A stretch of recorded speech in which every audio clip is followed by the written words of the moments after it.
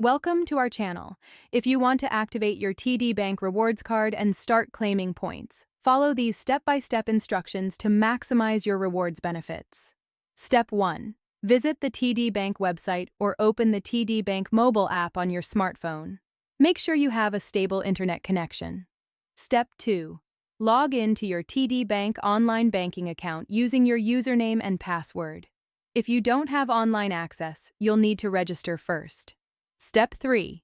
Navigate to the credit cards or rewards section of your account dashboard. Look for your new rewards card in the list of accounts. Step 4.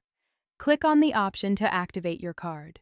You'll need to enter the last 4 digits of your card number and other verification information. Step 5. Review the terms and conditions of the rewards program.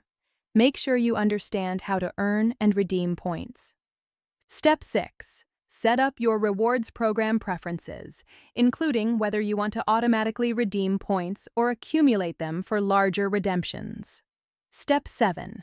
Explore the rewards catalog to see available redemption options. TD Bank typically offers cashback, travel rewards, gift cards, and merchandise. Step 8.